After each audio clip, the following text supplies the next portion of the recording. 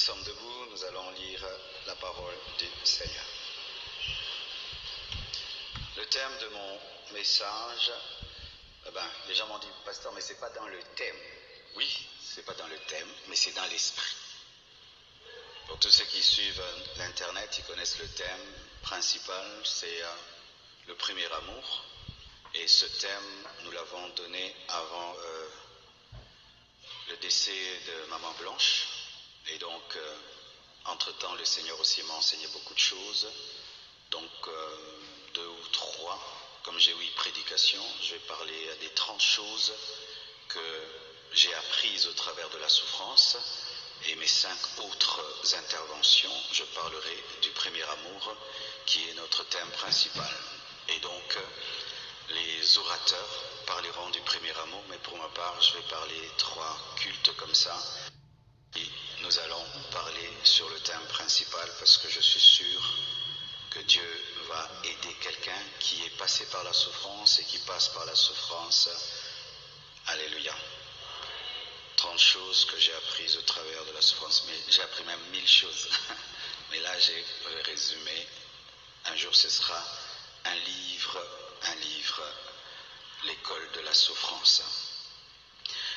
Jean 13, versets 1 à 7. Ce verset m'a été donné par le pasteur Dominique Ngoï dans les temps difficiles et hier par l'apôtre Wallo Mutsenga qui est venu chez moi jusqu'à 0 heure comme un prophète de Dieu. Jean 13, versets 1 à 7. Avant la fête de Pâques, Jésus, sachant que son heure était venue de passer de ce monde au Père, et ayant aimé les siens qui étaient dans le monde, mit le comble à son amour pour eux.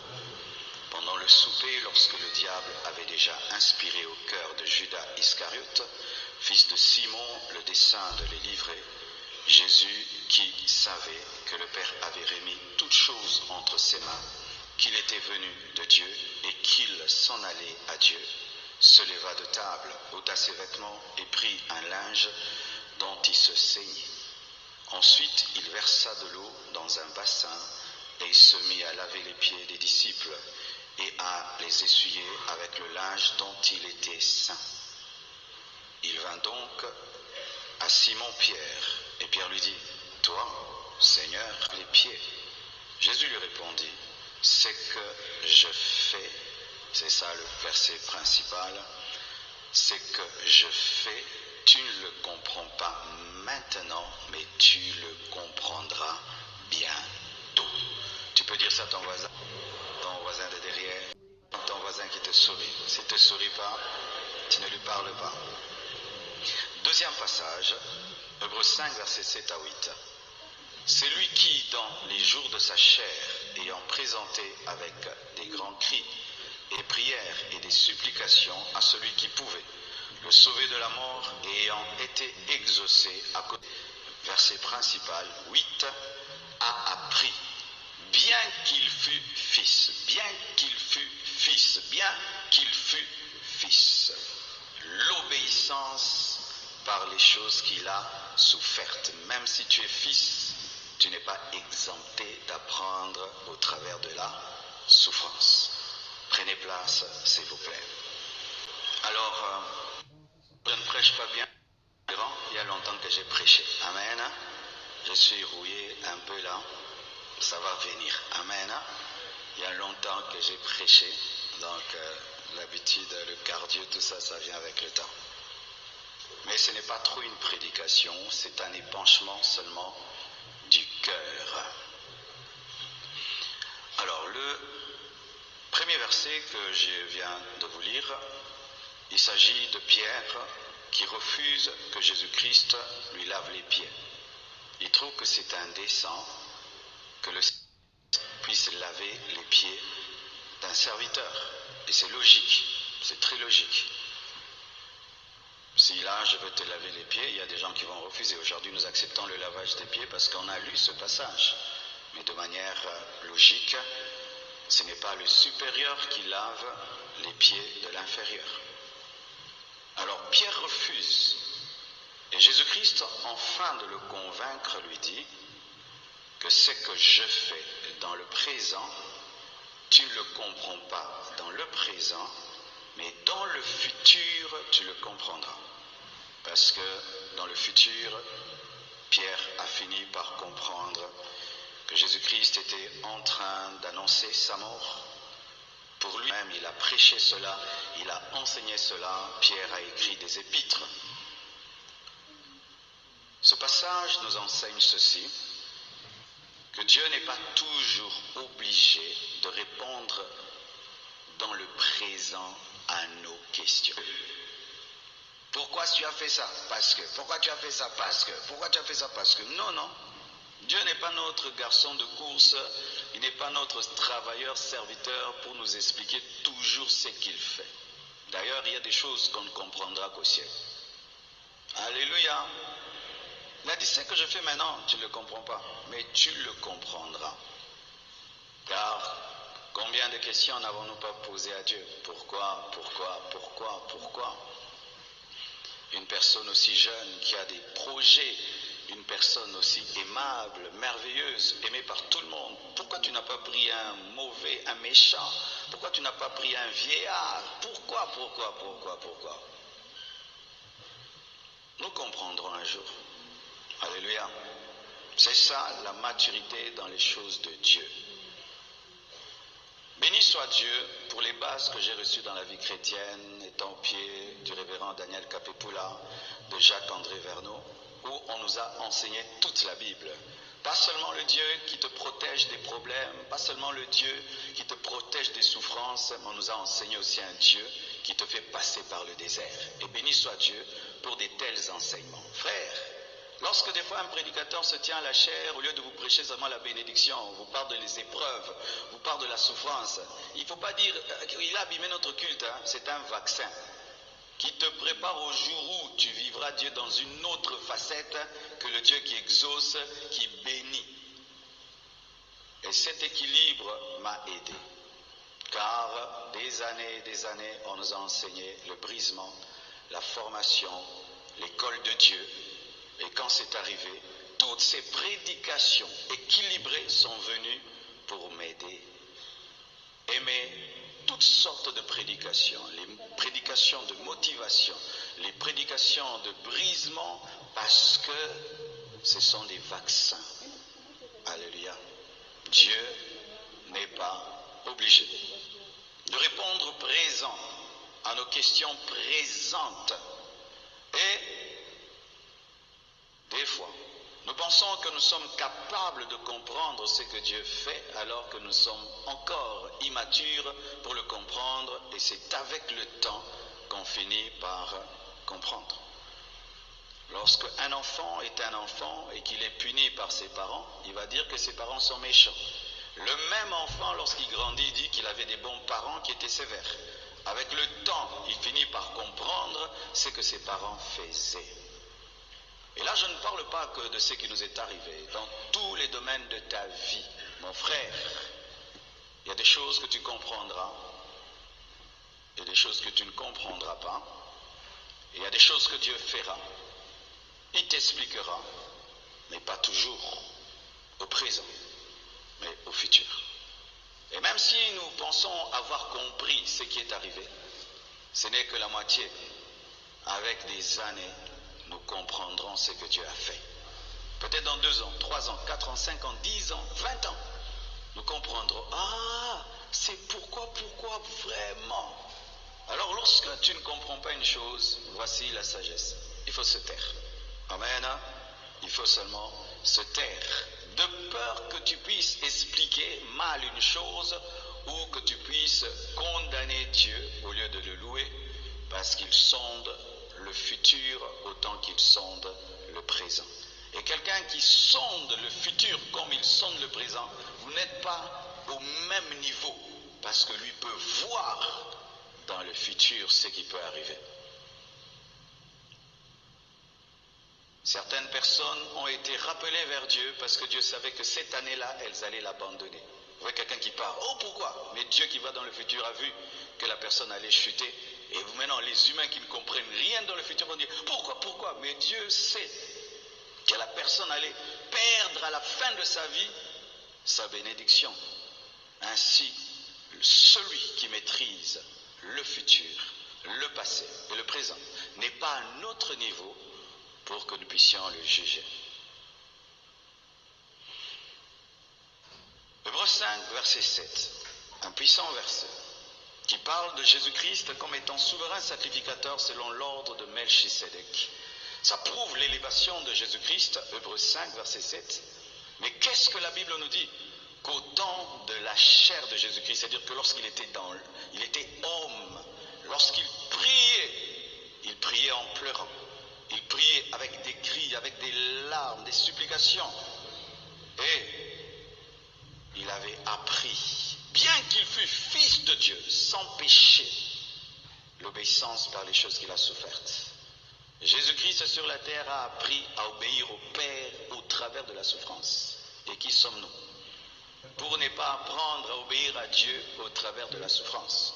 Nous nous disons chrétiens que je suis Jésus, Jésus est mon modèle. Amen. Oui, quand il fait des miracles, il est ton modèle. Quand il te bénit, il est ton modèle. Mais il est aussi ton modèle par l'apprentissage de l'obéissance au travers de la souffrance. Tout chrétien, un jour, ce n'est pas toujours par un décès, de plusieurs manières au travers d'une épreuve, connaîtra la formation au travers de la souffrance. La souffrance est une école de Dieu, par laquelle Jésus-Christ est passé, et par laquelle tu passeras aussi d'une manière ou d'une autre. Et je vous dis, ce que nous apprenons par la souffrance reste gravé dans les cœurs. Si tu viens voir mes notes ici, tu vas rire. Ce ne sont que des points. Je n'ai pas eu besoin d'étoffer ma prédication. Pourquoi? Elle est dans mon cœur, elle est dans ma vie. Je n'ai qu'à prendre ici et prêcher. Il y a des temps dans ta vie, Dieu t'enseignera par la bénédiction. Il t'enseignera par l'exaucement. Il t'enseignera par les miracles. Mais un jour, il t'enseignera par la souffrance. Même Jésus l'a vécu. Et tu n'es pas plus que Jésus. Il n'y a pas de disciple qui soit supérieur à son maître. Tellement de versets remplissent la Bible que nous pensons être des versets théoriques jusqu'à ce que ce verset te rencontre et tu te rendes compte que la Bible est la Bible. 30 choses que j'ai apprises au travers de la souffrance. Premièrement, que tout est vanité.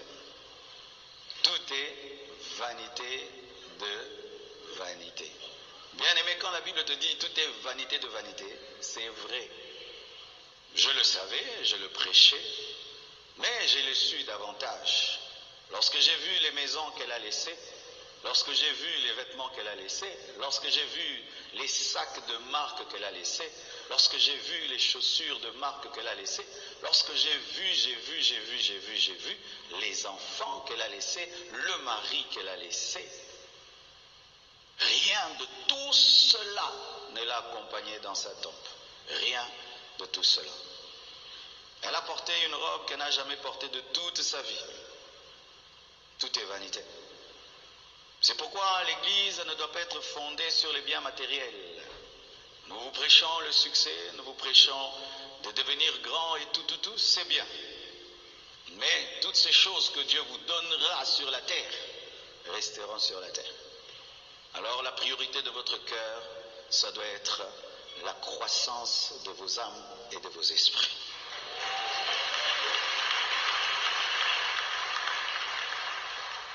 Elle n'a rien emporté de l'autre côté.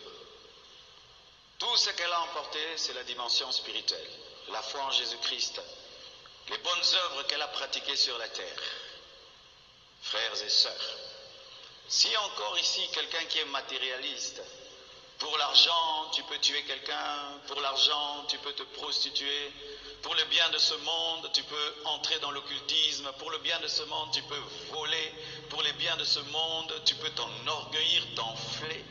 Je te dis, tu es dans une grande distraction. Parce que tu es en train de t'enfler pour des choses qui ne sont même pas à toi. Ta voiture n'est pas à toi, ta maison n'est pas tienne, tes habits ne sont pas tes habits. Ce n'est pas à toi. Oh, c'est à moi. Ce n'est pas à toi, frère. Rien que tu as est à toi. Rien. Même pas un bic. Même pas un bic. Même pas un peigne. Même pas un tige coton n'est à toi. Même pas un bouton. Oh, que Dieu nous a humiliés, nous les hommes. Même un bouton, elle n'a pas emporté de l'autre côté.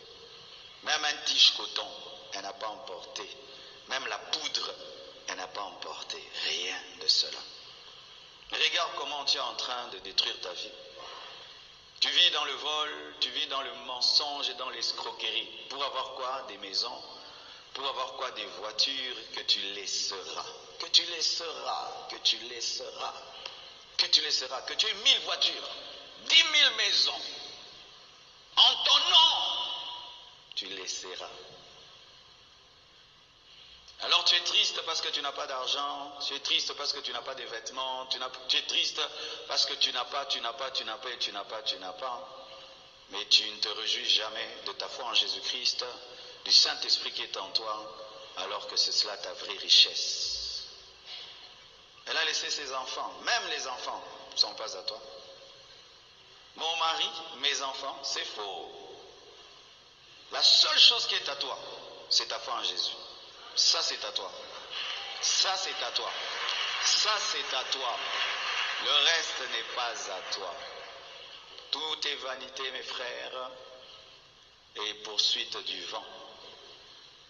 Alors, lorsque tu es sur cette terre et que tu recherches les biens de ce monde sans rechercher Jésus-Christ et fonder ta vie sur le rocher qui est Jésus, tu es du vent toi-même. Je me dis, si elle n'avait pas donné sa vie à Jésus, si elle n'avait pas servi Dieu, elle aurait vécu pour rien. Comme toi qui m'écoutes, tu vis pourquoi? Matin, soir, l'argent, l'argent. Matin, soir, acheter, acheter, acheter. Et après, quand tu vas mourir, de l'autre côté là-bas, qui seras-tu? Qui seras-tu? Deuxièmement, et j'ai déjà commencé à le dire, et bizarrement, je l'enseignais déjà avant son départ, tout nous est prêté. Tout nous est prêté. Rappelez-vous de l'enseignement que j'ai donné, gestionnaire ou patron. Nous ne sommes pas des patrons, nous sommes des gestionnaires. Amen. Hein? Tout ce que Dieu nous donne n'est pas à nous, il nous prête comme des gérants. Et au temps convenable, il peut retirer. Et il donne à quelqu'un d'autre, il dit, gère pour moi. C'est pourquoi ne vous attachez à rien ici-bas. Ne vous attachez à rien ici-bas. Je vous dis encore, hein, ne vous attachez à rien ici-bas. N'idolâtre pas ta maison, n'idolâtre pas ton mari, n'idolâtre pas ta femme, n'idolâtre pas tes enfants, n'idolâtre pas ton succès, n'idolâtre rien dans la vie. Car ce n'est pas à toi, c'est à Dieu. Et quand Dieu te dit donne, tu donnes. Fais, tu fais. Parce que ce n'est pas ton argent, ce ne sont pas tes maisons, ce n'est pas ta vie, rien n'est à toi. Tout nous est prêté, prêté, prêté. Troisièmement, j'ai appris que des fois, lorsque nous prêchons, nous prédicateurs, nous pensons prêcher aux autres, alors que des fois nous prêchons à nous-mêmes. Quand je revois des choses que j'ai dites, je dis mais je pensais que je prêchais à l'église, mais j'étais en train de me prêcher à moi-même. Il est facile de prêcher aux autres la parole de Dieu, mais lorsque cette même parole vient dans ta vie, c'est alors là qu'on saura si toi-même tu crois en ce que tu prêches. C'est facile de fortifier les autres dans les temps de deuil. Frère, ne pleure pas, courage, courage. Ça t'arrive aussi. Applique la parole que tu as prêchée. Bien-aimés frères prédicateurs, il y aura un jour tu prêcheras, et un jour ta prédication deviendra ta vie. Il y aura un jour tu diras des choses, la persécution, mais un jour tu iras en prison pour le message que tu prêches. Certains sont capables de dire, Jésus, à cause de Jésus, on peut finir en prison. Mais le jour qu'il va en prison pour l'évangile, il fait que se plaindre, alors que c'est ce qu'il a prêché. Certains sont très étonnés. Comment après si peu de temps, il est debout et il prêche encore? Parce que j'ai toujours cru ce que je prêche. J'ai jamais été un perroquet. Je ne suis pas un prédicateur perroquet qui annonce des choses qu'il ne croit pas. Les prédications que j'ai prêchées m'ont relevé. Les enseignements que j'ai annoncés m'ont relevé. Et ce que j'ai dit, je me le suis dit. Et cela m'a relevé. Et s'il y en a qui voulaient que je pleure longtemps, je ne suis pas ce genre de personne-là. Je suis un guerrier. Je suis un guerrier. Je suis un guerrier. Je suis un guerrier. Si toi, tu n'es pas de cette race-là, pas de problème, continue à pleurer. Mais moi, je suis un guerrier. Je l'ai toujours été. Le temps que tu passes à pleurer, tu ne verras pas les flèches du diable. Il faut essuyer les larmes pour bien voir. Il faut essuyer les larmes pour bien voir.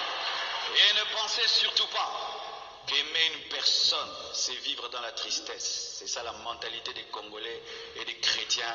Quand tu aimes quelqu'un, tu vis dans la tristesse. Quand tu aimes quelqu'un, tu dois vivre pour les enfants que cette personne t'a laissés. Tu dois continuer à te battre pour les enfants qu'il t'a laissés. Car je vois des veufs et des veuves. Depuis que le mari est parti, la femme est partie, il est comme ça, il est comme ça. Il n'y a plus de joie dans la maison, les enfants sont plus dans la joie, les enfants sont traumatisés et ils disent c'est parce que j'ai tellement aimé mon mari, tellement aimé ma femme. Mais les enfants alors, ils ont besoin d'un deuil éternel. Les enfants, ils ont besoin de voir maman partir et papa pleurant tous les jours. C'est ça aimer sa femme. Il y a plusieurs manières d'aimer quelqu'un. Moi je l'aime en décidant de vivre et à continuer la course et faire mieux que ce que j'avais fait auparavant. Alléluia. Chacun a sa manière de faire son deuil. Alléluia. Parce que nous ne sommes pas identiques. Chacun sa personnalité, sa formation et sa révélation de Dieu. Les gens n'ont pas compris lorsque David, son enfant, était malade, a jeûné, il s'est mis dans le cendre. Quand l'enfant meurt, il se lève, il se met de l'huile. Il se met de l'huile. Il met le parfum. On dit, mais comment tu fais ça? Quand l'enfant était malade, tu pleurais et tu jeûnais et tu avais le sang, la cendre. Maintenant que l'enfant meurt, tu te lèves. Il dit, mais parce que j'ai compris que je ne ferai rien pour le ramener. J'ai jeûné parce que je pouvais ramener l'enfant. Maintenant que je ne peux plus rien faire, je dois continuer. C'est un verset biblique. Tu penses que si tu t'attristes toute ta vie, ça va ramener la personne? Ça va te donner une maladie de cœur. Ça va te donner une maladie d'estomac. Et puis vous allez mourir à deux. Et les enfants seront orphelins de père et de mère. Ainsi j'aimerais parler à tous les veufs, à toutes les veuves qui ne font que pleurer. Ça fait des années. Tu as assez pleuré comme ça. Et tu n'as pas prouvé au monde que tu as aimé ton mari ou ta femme. Seul Dieu sait. C'est ça ces choses-là, de vivre devant les gens pour prouver qu'on a aimé. L'amour c'est à l'intérieur. 3 ans de pleurs, 4 ans de pleurs, au point où tu as vieilli et tu penses que c'est ça la volonté de Dieu. Surtout pour nous les chrétiens, on nous dit quoi? De ne pas pleurer comme ceux qui... De ne pas pleurer comme ceux qui n'ont pas d'espérance. Nous avons l'espérance que nous nous retrouverons au ciel et que les morts en Christ ne sont pas morts et que la mort du juste a un grand prix aux yeux de Dieu. Il faut s'appliquer la Bible, pas la pensée de l'homme. Amen. Sécher ses larmes, ce n'est pas cesser d'aimer, c'est décider de continuer à vivre pour la gloire de Dieu. Quatrièmement, j'ai appris que ça ne sert à rien lorsque un malheur nous arrive de demeurer dans les pourquoi. Pourquoi mon père est mort? Pourquoi ma mère est morte? Pourquoi on m'a fait ça? Pourquoi on m'a fait ça? Pourquoi on m'a fait ça? Mais il ne faut plus se poser cette question, qu'est-ce que Dieu veut m'enseigner? Il ne faut plus se poser la question, comment je peux vivre avec ça?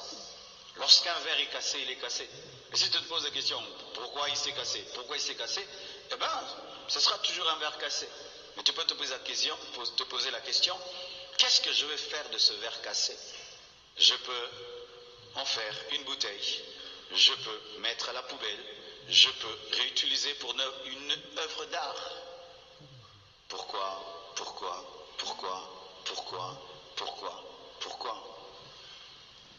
Non, dis plutôt, comment vivre sans elle? Comment vivre sans papa? Comment vivre sans maman? Comment vivre dans cette douleur? Comment continuer? Comment? Ça, c'est la bonne question. Il y a des questions qui sont inutiles, qui ne font pas avancer. Au contraire, qui creusent la plaie, et qui mettent ta vie en pause. J'ai appris, cinquièmement, que là où se trouve le cadavre se rassemblent les aigles. Mes frères et sœurs, pour ceux qui sont de cette génération, vous n'avez pas compris ce qui est arrivé dans ces deuils, mais nous qui avons connu le temps où l'église de réveil était unie, le temps où les pères étaient ensemble, le temps où les pasteurs étaient ensemble, ce que nous avons vécu pendant le deuil nous a donné une joie incommensurable. Nous avons vu des gens qui ne pouvaient pas se tenir la main. Nous avons vu des gens qui ne se parlaient plus se parler. Nous avons vu des gens se réconcilier. Nous avons vu des gens se pardonner. Des choses que même dans 10 ans, nous n'aurons même pas imaginées. Et même s'il y avait des intermédiaires qui allaient parler à l'un à l'autre, jamais cela ne sera arrivé. Mais là où se trouve le cadavre, les aigles se sont rassemblés, les aigles se sont pardonnés, les aigles ont décidé de voler ensemble. Ainsi, j'ai compris que Dieu se sert de tout pour atteindre ses buts. Dieu, il est tellement intelligent, mes frères. C'est le stratège des stratèges, le stratège des stratèges. Alors qu'on a mis Jésus-Christ à la croix, le diable pensait qu'il avait vaincu Jésus-Christ. C'est alors qu'il était en train de dépouiller les autorités et les dominations. Et bien aimé, cet événement a réuni le corps du Christ et nous sommes prêts pour vivre un puissant réveil. Dieu est capable de changer le mal en bien, les ténèbres en lumière. Il est capable d'utiliser même ce qui est inutilisable pour sa gloire.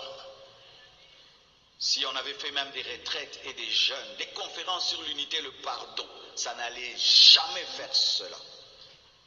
Le Seigneur l'a planté, le Seigneur l'a sémé pour l'unité du corps du Christ. Et tu vas dire, ça se trouve où dans la Bible? Étienne. Lorsque l'Église est tombée dans la torpeur et la distraction par rapport à l'appel d'aller jusqu'aux extrémités de la terre et de faire de toutes les nations les disciples sont restés au même endroit. Qu'est-ce que Dieu a fait? Il a permis que Étienne meure. Et lorsqu'Étienne est mort, c'est alors que Philippe est allé en Samarie, c'est alors que les disciples se sont répandus dans le monde entier et l'évangile est allé jusqu'aux extrémités de la terre. Dieu s'est servi de la mort d'Étienne pour sauver l'humanité. Comme je l'ai dit, nous n'avons pas compris, mais avec le temps, nous comprendrons. Avec le temps. C'est quand vous êtes en train de vous battre, vous vous battez, pendant que vous battez, il y a un bébé qui tombe et qui meurt. Directement, vous allez arrêter de vous battre. Vous allez vous occuper du bébé. C'était une personne qui était aimée par tous, qui n'avait de problème avec personne. Et lorsqu'elle est partie, tout le monde a pris son arme à déposer pour aller voir. Et là, Dieu a touché les cœurs pour ramener les cœurs. Stratégie divine. Qu'est-ce que j'ai appris? Que la vie est une course de relais des fois. Aujourd'hui, nous sommes en la période des Jeux Olympiques et je vous prie de suivre la course de relais. Je crois qu'il y aura des courses de relais, c'est-à-dire que c'est différent d'un sprint où tu commences et toi-même tu finis la course, 100 mètres, 200 mètres, 800 mètres. Il y a des courses où quelqu'un court 100 mètres, il donne à l'autre qui court 100 mètres, il donne à l'autre qui court 100 mètres, et il y a un dernier là-bas, c'est souvent le plus rapide, et dans l'équipe jamaïcaine, on mettait souvent Usain Bolt, c'est lui qui finissait les courses. Mais quand il finit la course, ce n'était pas sa victoire, c'était même la victoire du premier là qui avait commencé. Mes frères et sœurs, Jésus-Christ est venu, il a engendré des disciples qui ont donné le flambeau, et qui ont donné le flambeau, et d'autres qui ont donné le flambeau, et qui ont donné le flambeau, et qui ont couru. Vernon a couru, il a laissé le flambeau. Alain Moloto a couru, il a laissé le flambeau. Blanche a couru, elle a laissé le flambeau. Et nous devons continuer, et nous devons continuer, et nous devons continuer, et nous devons continuer. S'il y a quelqu'un ici, ton père est parti, tu dois continuer. Ta mère est partie, tu dois continuer. Tu as eu un chef, un leader qui était puissant, tu ne vas pas perdre toute ta vie seulement à pleurer. Relève-toi comme Josué, continue ce que Moïse a commencé. Comme Josué, continue ce que Moïse a commencé. Comme Élisée, continue ce que Élie a commencé. Comme Timothée, continue ce que Paul a commencé. Comme les 12 apôtres, continue ce que Jésus-Christ a commencé. Tout est dans la parole de Dieu. La vie est une course de relais. Même nous qui prêchons aujourd'hui, même si je veux vivre 120 ans ou 150, on finira par partir. Quelqu'un doit continuer. On ne va pas s'étonner pour ça. C'est écrit dans la Bible que nous sommes du bois. Le bois sur l'autel, c'est quoi? On met un bois sur l'autel et puis il devient de la cendre. Il faut des nouveaux bois qui deviennent de la cendre. C'est ça la vie. C'est ça la vie. Certains viennent, ils vivent, ils travaillent, ils partent. Ils vivent, ils travaillent, ils partent. Mais quand cette réalité arrive dans nos vies, on n'en veut pas. Mais c'est ce qui arrive dans le monde entier. Est-ce que c'est nous qui avons construit le stade des martyrs? Non. Quelqu'un a construit, il est parti. Nous sommes en train d'en profiter. Est-ce que c'est nous qui avons construit l'échangeur de l'Imété? Non. Quelqu'un a fait et il est parti. Nous partirons. Oui, tu partiras. Tu partiras. Et quelqu'un d'autre entrera dans ton travail et continuera. Et lui aussi partira. Et quelqu'un d'autre entrera. Et ça arrivera jusqu'au retour de Jésus-Christ. C'est ainsi. C'est ainsi. C'est ainsi la vie. C'est ce qui est écrit. Amen. Hein? Nous ne devons pas prêcher la psychologie. Nous devons prêcher la Bible. Quand l'Église est fondée sur la psychologie, ça engendre des chrétiens faibles qui ne savent pas vivre la vraie vie chrétienne. C'est pourquoi Paul, entrevoyant sa vie, écrivait déjà des épîtres pour la génération qui arrive. Regardez, beaucoup d'églises ne sont même pas prêtes à la mort de leur pasteur, comme si leur pasteur est éternel. À la compassion, dans les statuts, il est écrit, au cas où le leader meurt, il y a ça, ça, ça. Oui, ce n'est pas l'esprit de mort, mais c'est la vérité. Il y a des parents qui ne préparent même pas leur testament. Pourquoi? Tu es éternel parce que tu aimes tes enfants? Mais prépare. Pour qu'après ta mort, les enfants ne se chamaillent pas les biens. Fais un testament où ça c'est pour toi, ça c'est pour toi, ça c'est pour toi. Quand tu pars, c'est calme. Pourquoi en Afrique les gens se chamaillent après la mort des parents? Parce qu'on a peur d'entrevoir que la vie est une course de relais. Celui qui tient le bâton et court, il sait qu'il le donnera, il sait. S'il ne le donne pas, d'ailleurs, il sera mis dehors parce que tu dois courir. Et puis tu donnes, et puis tu donnes. C'est ce que l'Ecclésiaste dit. Tu bâtis, on va bâtir un grand temple, souffrir pour le finir. Dans 50 ans, nous partons. Quelqu'un d'autre à travers de ce temple-là, qui n'a même pas construit, il en profite. Et lui aussi, après, il partira, il va construire peut-être un hôpital, une université. Il part, quelqu'un entre dans l'université, il en profite, et puis lui, peut-être il va ajouter un quartier. Il part, l'autre. C'est ça la vie. Ne vous attachez à rien. Ne vous attachez à rien. Ne vous attachez à rien. Utilisez les choses sans vous attacher. Tu vois ta brosse à dents, tu es attaché à ta brosse à dents. Personne n'est attaché à sa brosse à dents. Aucun de nous. On l'utilise, on sait qu'on finira par la remplacer. Nous sommes des brosses à dents. Dieu t'utilise, il brosse ses dents avec toi, et puis après, il prend une autre. C'est ça la parole de Dieu.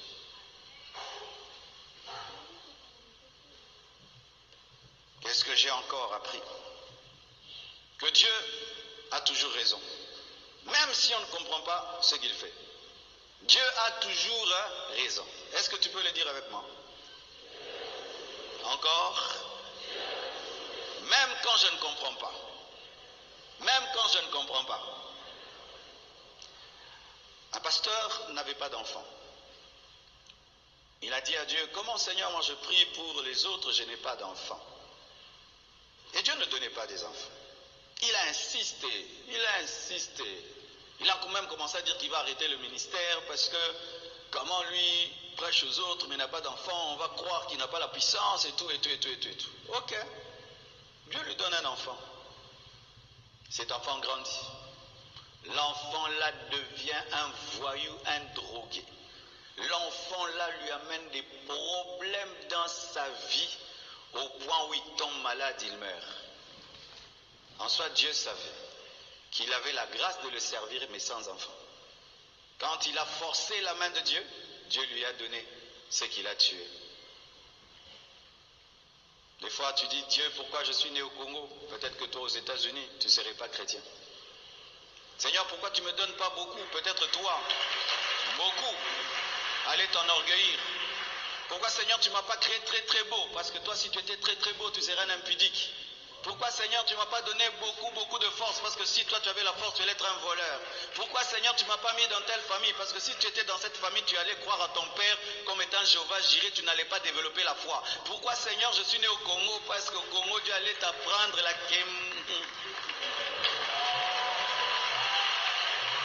Bénissez Dieu pour tout, bénissez Dieu pour tout, bénissez Dieu pour tout, bénissez Dieu pour tout, même pour ce que vous ne comprenez pas.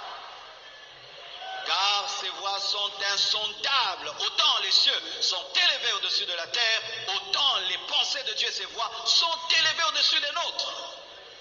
C'est écrit. C'est écrit. Alléluia.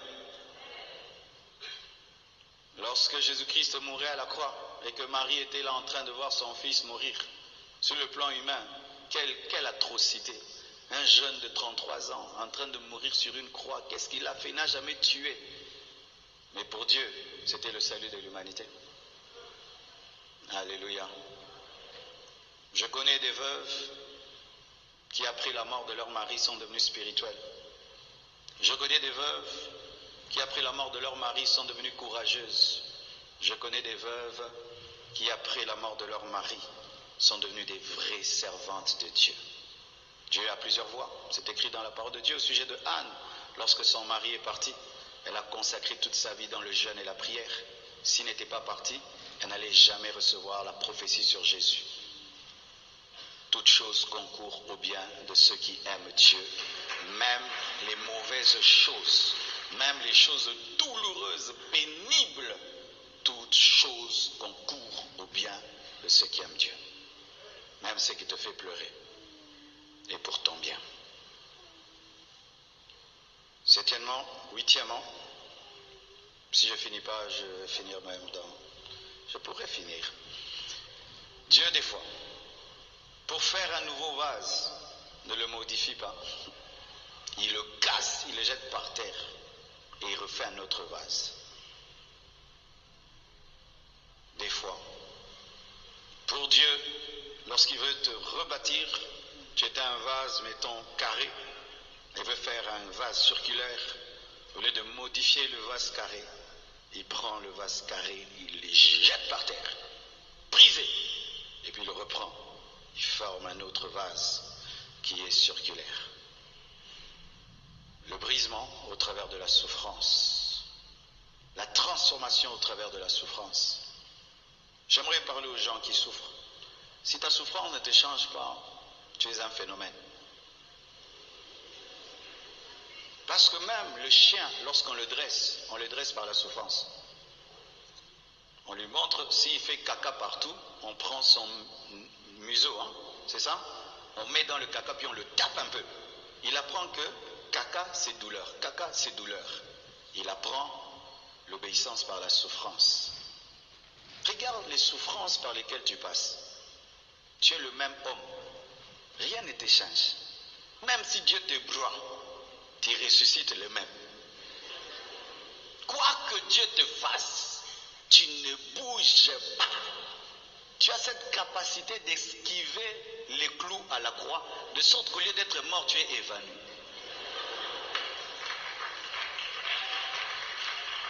Tu esquives tout. Dieu veut te rendre humble. Dieu veut t'adoucir. Dieu veut que tu pardonnes. Bon, mon est encore. Toi, rien ne te change. Ni la joie, ni la tristesse. Quel genre d'humain tu es? Et certains disent, ah, il a changé depuis. Mais bien sûr que je dois changer. Oh, mais bien sûr que je dois changer. Tu dormais avec quelqu'un, il a disparu. Tu mangeais avec quelqu'un, il a disparu. Comment tu ne veux pas changer? Mais je ne peux que changer, mais en bien. Pas en mal, mais en bien. Mais bien sûr que ça doit te changer. Comment ça ne peut pas te changer? Comment ça ne peut pas te changer? Tu as une souffrance dans ta vie. Une maladie. Un problème matériel, financier, je ne sais pas lequel. Mais comment ça ne te change pas? Il y a des souffrances qui viennent pour te rendre humble, sensible aux douleurs des autres. Un jour, un enfant revient de l'école et entre deux lignes, il dit à son père, papa, j'ai un ami qui était tout faible là à l'école. Et je lui dis, est-ce que tu es malade? Il dit, j'ai faim. C'est quoi la maladie faim? Le père dit, la maladie faim. L'enfant ne savait pas c'était quoi la faim. Il a dit, non, non, cet enfant est dangereux. Il risque de ne jamais partager le pain à quelqu'un qui a faim parce qu'il ne sait pas c'est quoi la faim. Il dit, envoyez l'enfant à l'école, mais sans casse-croûte, sans rien. Et l'enfant va à l'école sans manger. Quand il revient, oh, j'aime ça mal, j'aime ça mal, j'aime ça mal, je suis malade. Non, tu n'es pas malade, tu as faim. Il dit, quoi? La faim? Donc mon ami sentait ça. Oh, il fallait que je donne du pain, il fallait que je lui donne. Des fois, Dieu te fait goûter à la souffrance pour comprendre la souffrance des autres. Et sincèrement, ça, j'ai compris. J'ai compris que des fois, je ne prêchais pas bien dans les deuils. Et si j'ai prêché mal dans ton deuil, pardonne-moi. Ah oui, je venais des fois, marteau, pécheur, pécheur. J'oublie la veuve et l'orphelin. Tu fais du deuil des autres une croisade d'évangélisation. Vous savez ce qui m'édifiait pendant ce deuil? C'est quand les gens prêchaient l'évangile et disaient, nous mourrons en Christ, nous ressusciterons, et les au paradis, sanctifions-nous. Quand quelqu'un prêchait vraiment l'évangile avec amour, sainteté, pureté dans sa totalité. Désormais, quand je prêcherai à ton deuil, waouh, quelle prédication! Aussi, vous savez, lorsque nous sommes autour, nous allons au deuil, les gens qui sont autour du cercueil là, nous passons seulement, on regarde les cercueils. Non, arrêtez-vous, serrez-les dans les bras, dites quelque chose. Vous ne pouvez savoir ce que vous faites. Quand tu vas dans un deuil, prie pour la personne, parce qu'elle traverse des temps, elle ne sait même pas prier. Elle se nourrit des prières des autres. Et j'ai compris pourquoi certains, mais ce n'est pas que je te donne la permission de le faire aujourd'hui, parce qu'après ça je pars. Mais avant je ne comprenais pas des fois les fidèles, jusqu'à 22h il m'attend que je prie pour lui. Je dis, oh, j'ai déjà enseigné, j'ai déjà prié, pourquoi il attend que je prie pour lui? J'ai compris que Nzoka, j'ai appris que Nzoka, quand vous vous agenouillez là, on prie pour vous, vous sentez bien, hein? Ça vous me dites jamais que vous sentez bien comme ça. Ah, j'ai, après, parce qu'il y a longtemps qu'on prie, moi, rarement on prie pour moi. Donc moi je fais que prier pour les autres, donc je ne sais plus ce que les gens sentent quand on prie pour eux. Mais on a beaucoup prié pour moi. Une fois même, on est venu prier pour moi. Je me suis endormi. Ils m'ont laissé comme ça. Nalala kala. Prière et ça l'a bien. Yamo zilanga qui 22h, hein? Ah, j'ai compris. C'est que les fidèles ressentent quand on leur dit, tu vas réussir, Dieu est avec toi, sois béni, va de l'avant. Ça vous fait oui.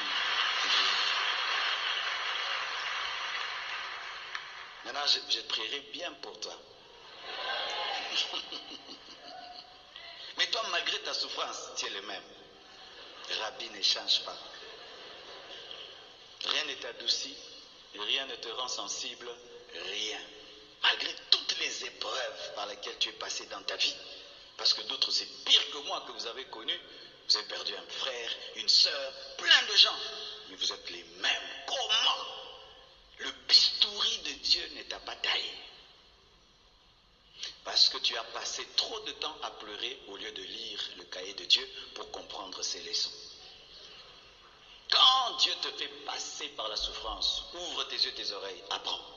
Relève-toi, change, deviens un autre homme, un meilleur homme, une meilleure version de toi-même. Acclamons le Seigneur.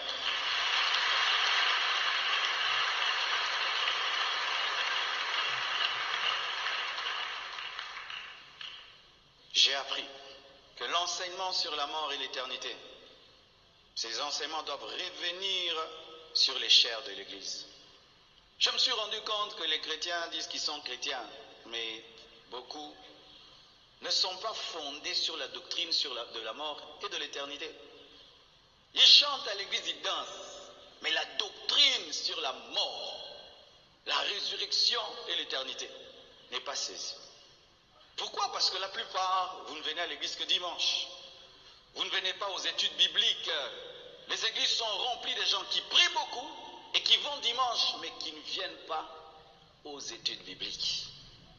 Et comme la connaissance exacte de la doctrine n'est pas sur la mort, sur la résurrection et l'éternité, nous nous comportons face à la mort comme des païens, comme des Congolais, comme des Africains. Comment un homme comme Paul pouvait dire qu'il préférait mourir que vivre? S'il devait choisir entre la mort et la vie, il préférait mourir. Mais s'il voulait vivre, ce n'était même pas pour lui, c'était pour les disciples. Comment quelqu'un peut atteindre ce niveau-là? C'est la connaissance de la parole. J'aimerais vous demander, mes frères, d'aller approfondir votre connaissance biblique sur la mort, la résurrection et l'éternité. Pourquoi je dis cela? Parce que la Bible ne nous dit pas qu'un chrétien meurt. La Bible nous dit qu'un chrétien va se reposer. La Bible nous dit qu'un chrétien rentre à la maison du Père. La Bible nous dit qu'un chrétien attend la résurrection de son corps. La Bible nous dit qu'un chrétien, quand il part, il va dans un lieu merveilleux où même si vous priez, vous dites de revenir, il va dire je ne veux pas. C'est ça la vérité. Quand tu comprends cette vérité, supposons que tu es là, ton frère est allé aux États-Unis et il ne t'appelle plus, mais tu sais qu'il est dans le pays le plus développé au monde. Tu vas passer ton temps à pleurer tout le temps. Le fait seulement de savoir qu'il est aux États-Unis va te donner la paix. Et le fait de savoir que les gens qui sont morts en Christ sont dans un lieu qui dépasse les États-Unis, pourquoi ça ne donne pas la paix? Parce qu'on n'y croit pas. On n'y croit pas. Le jour que j'ai appelé devant ici les orphelins et les orphelines, waouh, qu'il y en a beaucoup dans cette église. C'était rempli. Et quand j'ai commencé à prier pour eux, ils ont commencé à pleurer. Alors que certains, ça fait 5 ans, 6 ans. Certains, c'est vrai, quand on aimait quelqu'un, on pleure. Mais il ne faut pas que ce soit des pleurs d'incrédulité. Il ne faut pas que ce soit des pleurs des païens. Des pleurs de quelqu'un qui pense avoir perdu. Quelqu'un qui est toujours. Paul, Pierre sont vivants en Christ. Car comment pouvons-nous ressusciter si nous ne sommes pas vivants en Christ? Vous devez le croire. Vous devez vraiment approfondir cela. Par rapport à la mort des autres et par rapport à votre propre mort. Par rapport à la mort des autres et par rapport aussi à votre propre mort. Car certains meurent brusquement et n'ont pas le temps de se préparer. Mais d'autres, c'est une maladie qui vient. Et tu sens que cette maladie va m'emporter. Tu sens vraiment que Dieu ne me guérira pas, je vais partir. Un chrétien face à une maladie qui vient et tu sens qu'elle va t'amener. Tu te comportes comment? Comme un païen, en train de pleurer ou de te préparer pour entrer dans l'éternité. Ah oui, il faut qu'on dise toute la Bible. Frères et sœurs, nous ne sommes pas des éternels, nous sommes poussière. Nous retournerons tous à la poussière. Ne vivez pas comme vous êtes éternels. C'est pourquoi, chers prédicateurs, prêchons à nouveau l'éternité. Prêchons à nouveau les basiques de la Bible sur la mort, la résurrection et l'éternité. Car nous avons des chrétiens qui, face à la mort, se comportent comme des païens. On l'a mangé, on l'a mangé, on l'a mangé, on l'a mangé. Depuis quand le diable peut manger un chrétien? Depuis quand le diable peut manger un chrétien? Un chrétien est incomestible, inlocamable. Comment des chrétiens, même des serviteurs de Dieu peuvent dire qu'on a mangé un chrétien, une servante de Dieu? Vraiment. Si ton mari est occultiste, toi tu es servante de Dieu, ton mari occultiste ne peut pas te manger. Et si l'ose te manger, c'est lui qui sera frappé par Dieu. C'est ça la parole de Dieu. La Bible nous dit que l'arche était dans la maison de Dagon, mais Dagon n'a rien fait à l'arche. La Bible nous dit que celui qui est en nous est plus fort que celui qui est dans le monde. La Bible nous dit que personne ne peut maudire celui que Dieu a béni. La Bible nous dit que toute âme forgée contre nous sera nul et sang. C'est fait. C'est ça la parole de Dieu. On ne peut pas bouffer un chrétien. On ne peut pas bouffer un chrétien. On ne peut pas bouffer un chrétien. Des chrétiens chien qui cherche toujours, on a bouffé qui? Alors que la Bible nous a déjà bouffé. Tu es poussière, tu retourneras à la poussière. Bouffé déjà avant. Si vous croyez de telles choses, alors en quoi vous êtes chrétien?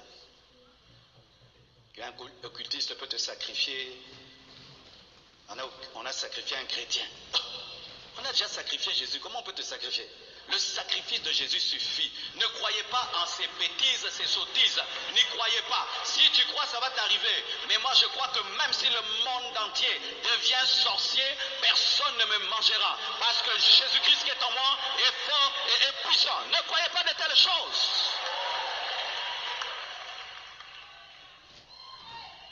Il y a même des païens qu'on n'arrive pas à manger. Vrai ou faux? Je connais des païens à Nogo. L'autre qui m'a dit,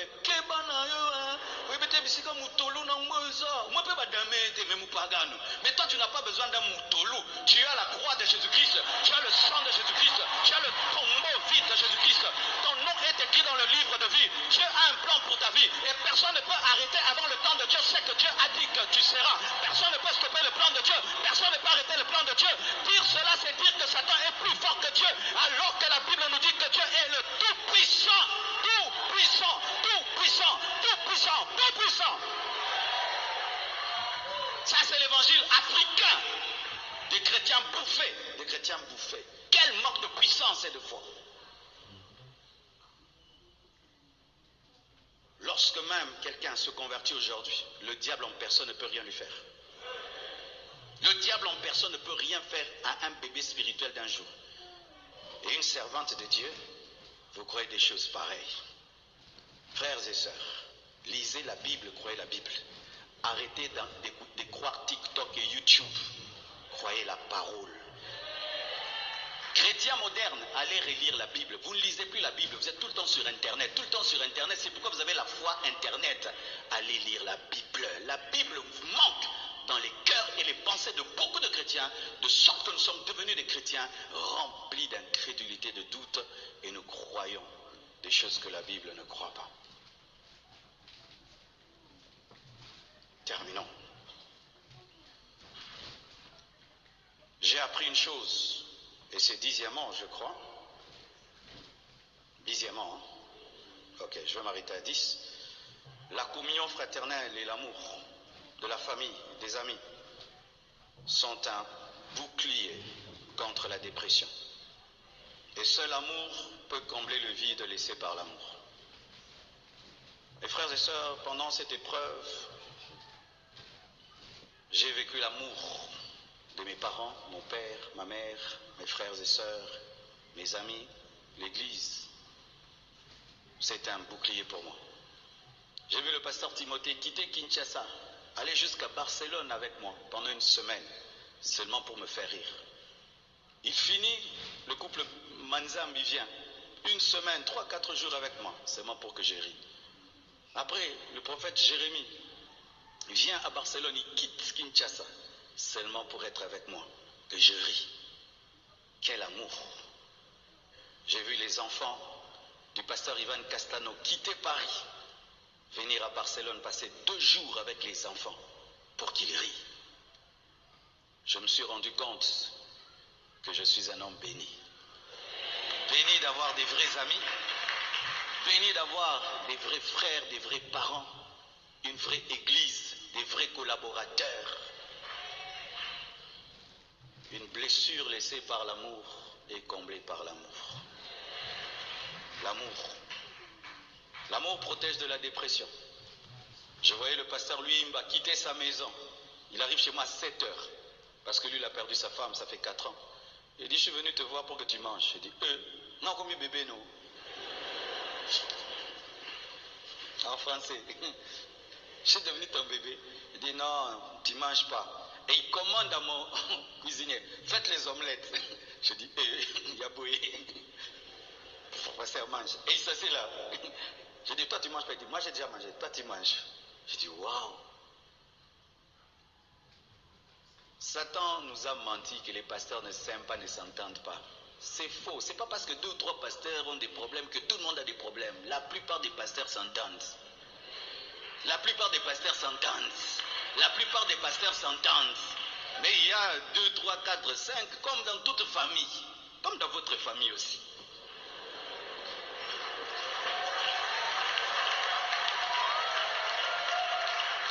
Comme dans votre famille, il y a toujours un là. Mais est-ce que ça fait que toute votre famille, vous ne vous entendez pas?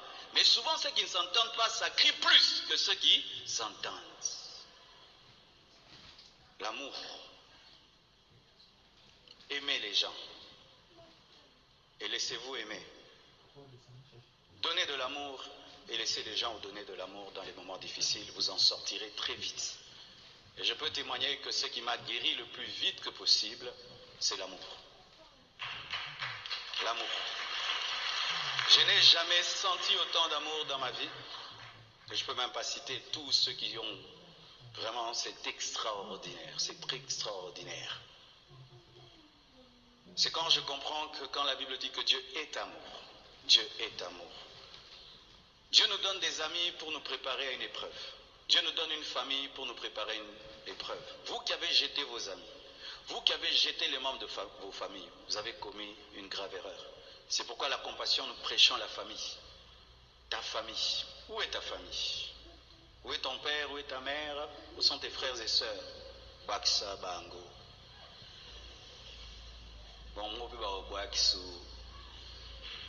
Toi, tu n'as pas d'amis dans cette église. Hein?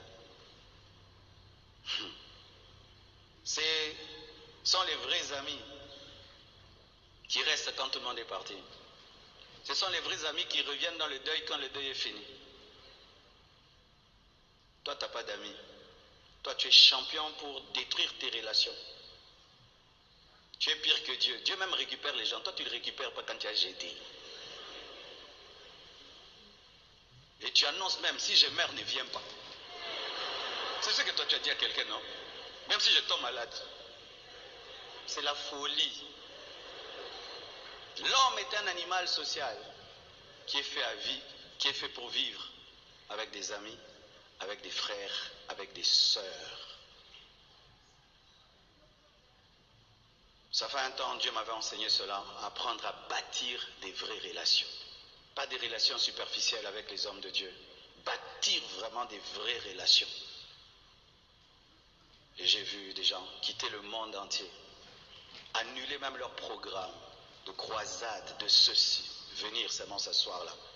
Tu as de tels amis. Tu as de tels amis qui peuvent tout arrêter pour toi.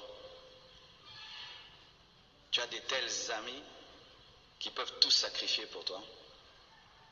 Vous prêchez la Bible et l'amitié pour Dieu et le Saint-Esprit ne vous empêche pas de bâtir des relations.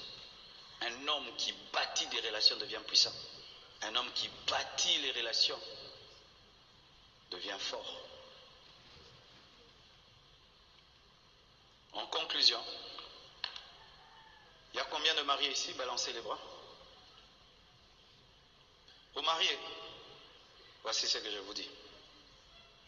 Prenez soin de vos femmes comme si c'est la dernière fois que vous les verrez. Prenez soin de vos maris comme si ce sera la dernière fois que vous les verrez. Vous savez, lorsque tu as quelqu'un dans ta vie, avec le temps, tu penses que c'est un acquis. On connaît souvent la valeur des choses lorsqu'on les perd. Et si elle pouvait revenir, j'allais lui faire directement un massage. C'est-à-dire, dors, je vais faire les omelettes. Vrai ou faux? Je ne sais pas préparer, je vais faire que du thé. Mais je vais faire les omelettes ce jour-là pour qu'elle mange. Mais Dieu t'a fait grâce, tu as ta femme là. Fais des omelettes à ta femme. Masse les pieds de ton mari. Prenez soin de vos femmes. Prenez soin de vos maris. Prenez soin de vos parents. Certains, c'est quand ton père va mourir que tu vas manifester tout l'amour. C'est quand ta mère mourra que tu te rendras compte que tu n'as jamais rien fait pour elle. Tu as la grâce d'avoir un père vivant, prends-en soin. Une mère vivante, prends-en soin. Un mari vivant, prends-en soin. Une femme vivante, prends-en soin. Des enfants vivants, prends-en soin. C'est lorsqu'on perd quelque chose qu'on se rend compte que waouh, mais j'étais riche. C'est vrai, je savais qu'elle était extraordinaire. Mais j'ai compris qu'il était plus que ce que je pensais. Que j'habitais avec une reine. J'habitais avec un ange sans aile. Quelle gloire j'ai vue. Alors qu'elle n'a jamais prêché, jamais enseigné, jamais sur Internet. Heureusement que je l'ai aimé de tout mon cœur, je l'ai honoré, respecté. Mais si je lui avais fait du mal, quelle honte j'allais avoir. Mais toi, tu as ta femme, tu as ton mari. Des jours, vous ne parlez pas. S'il meurt, vous ne parlez pas. Tu vois comme tu voudras vraiment lui dire, Limbisarananou, et puis Koufa après.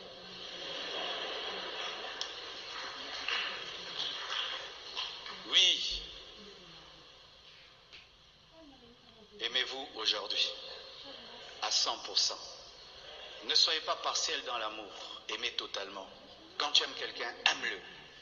Aime-le vraiment. Comme si tu n'as que ce jour pour l'aimer. Et vous aurez une vie remplie d'amour.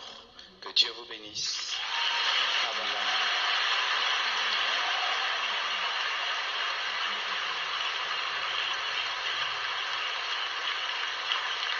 Prions le Seigneur. Jésus.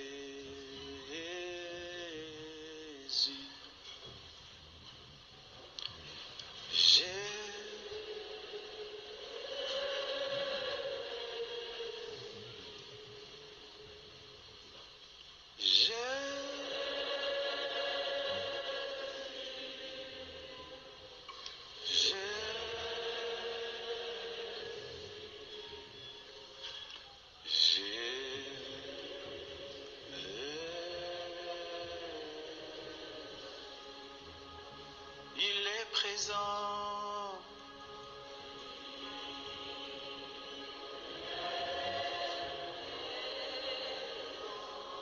Il est présent.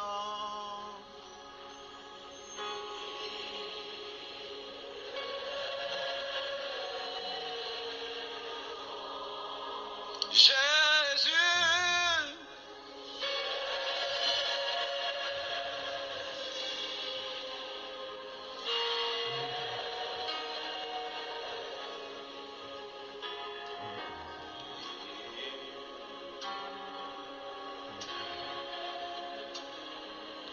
Est-ce qu'il y a des gens qui veulent donner leur vie à Jésus ce matin? Tu veux préparer ton éternité en Christ? Approchez-vous, nous allons prier pour vous. Et si tu me suis sur Internet, dehors ou de l'autre côté dans le site 1, approche-toi, viens. Aujourd'hui c'est le jour de ton salut. Aujourd'hui c'est le jour de ton salut. Aujourd'hui c'est le jour de ton salut. Aujourd'hui c'est le jour de ton salut. Il n'y a qu'une seule chose que tu emporteras de l'autre côté, ta foi et tes œuvres en Christ. Ta foi et tes œuvres en Christ. Tu veux te mettre en ordre avec Jésus, approche. Tu veux te mettre en ordre avec Jésus, approche. Tu veux te mettre en ordre avec Jésus, approche. Approche. Même toi qui me suis sur Internet, mets ta vie en ordre. Mets ta vie en ordre, mets ta vie en ordre. Alors que tu es vivant, c'est maintenant que tu peux te préparer. C'est maintenant que tu peux arranger. Après, ce sera trop tard. Jésus.